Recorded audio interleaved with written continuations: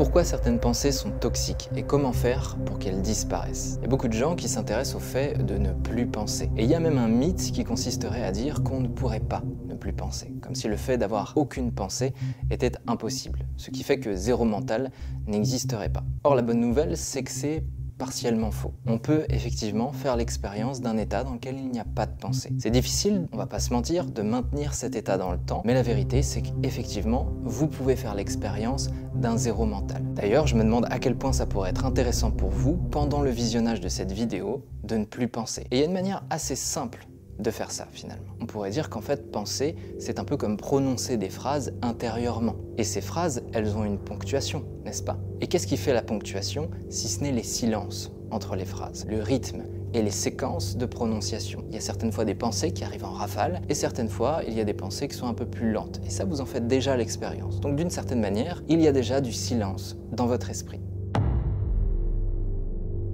Alors la question, c'est pas comment faire pour ne plus penser, mais comment faire pour muscler ce silence. Et il y a une manière très simple que vous allez expérimenter maintenant qui va vous permettre de faire l'expérience de ce silence et du renforcement de ce silence. Ça passe par cette simple question. Quelle va être votre prochaine pensée?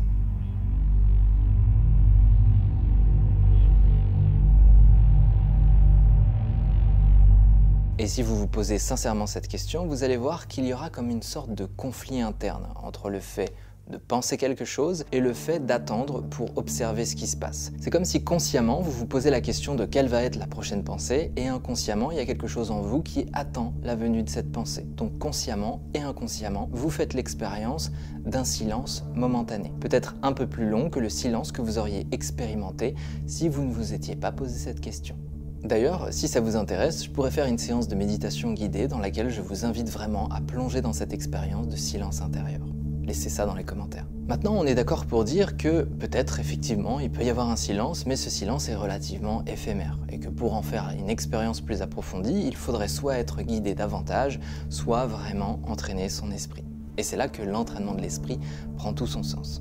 Ce qui pose une autre question, c'est quelle est la nature de votre hygiène mentale? Parce que peut-être que tout au long de la journée, vous vous autorisez à penser à tout et à n'importe quoi. Et si c'est le cas, c'est normal que votre esprit soit habitué à beaucoup penser. Si à chaque fois que vous pensez une chose, vous vous posez la question de ce que vous êtes en train de penser, vous vous mettez à vous préoccuper de certaines de vos pensées, vous allez en fait créer des couches mentales qui vont faire en sorte que vous allez toujours faire l'expérience d'une pensée. Parfois, ces pensées peuvent être anxiogènes et ça n'est pas définitif. Ça ne définit en rien qui vous êtes. Et c'est très important de s'en souvenir. Vous n'êtes pas ce que vous pensez. Ce que vous pensez sont simplement des indicateurs de votre état d'esprit sur le moment. Ce qui pourrait être intéressant, c'est de développer des habitudes qui vous poussent à faire l'expérience davantage du silence. Peut-être qu'il y a certaines activités dans votre vie qui vous permettent de moins penser. Ça pourrait être intéressant de cultiver ces activités. Et parmi ces activités, il y en a une qui est particulièrement optimisée pour aider l'esprit à moins penser, c'est la méditation. Maintenant, il y a une autre manière de voir les choses. Lorsque vous pensez quelque chose, je vous disais, vous n'êtes pas ce que vous pensez. Mais alors, qui est celui qui pense? C'est une bonne question. Ce qui pourrait être intéressant, c'est pendant quelques instants de trouver l'image qui correspond exactement à cette personne qui en vous pense. Est-ce que ça pourrait être, je sais pas, un personnage qui est bavard, qui est là dans votre esprit et qui n'est pas vous? Quelle pourrait être cette image? Et je me demande ce que ça ferait si à partir de maintenant, vous réalisiez qu'en fait, vous cohabitez avec une personne qui parfois est agréable, parfois un peu toxique et qui est tout le temps en train de recouvrir le silence pourtant bénéfique de votre esprit. Qui pourrait être cette personne? Quelle est cette métaphore? Et à quel point est-elle importante pour prendre un peu de distance vis-à-vis de ce que vous pensez? Et vous allez peut-être vous rendre compte qu'en fait, ça n'est pas grave de penser certaines choses, que parfois ces pensées sont même totalement illusoires, comme si c'était quelqu'un qui nous partageait une opinion avec laquelle on n'est pas d'accord.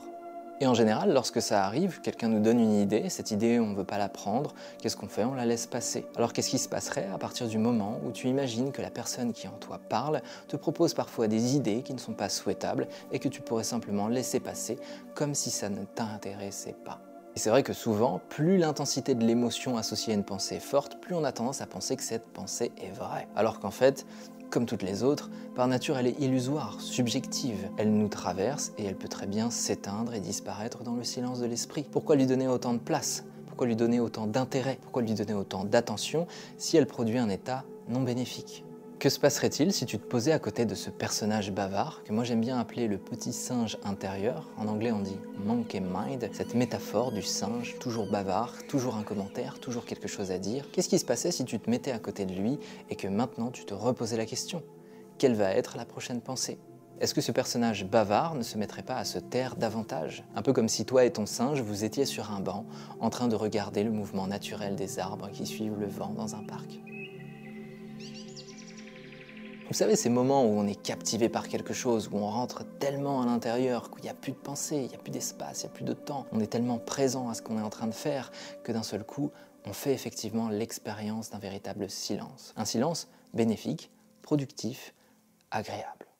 Alors la bonne nouvelle, c'est que non seulement le silence existe par nature dans votre esprit, mais en plus vous en faites déjà l'expérience plein de fois dans votre vie. La véritable question, c'est comment le muscler, le renforcer, et les quelques outils que j'ai partagés avec vous dans cette vidéo devraient pouvoir vous aider. Maintenant, si vous avez envie d'aller encore plus loin, je vous invite à vous inscrire à ma lettre d'information privée dans laquelle je vous partagerai des articles, d'autres exercices et des programmes d'entraînement.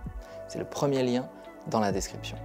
Et s'il y a peut-être une chose de très importante à retenir de cette vidéo, c'est que vous n'êtes pas ce que vous pensez. Le je qui pense n'est qu'un nuage dans le ciel de votre esprit. Et ça veut peut-être dire que vous êtes bien plus grand que ce que vous pensez.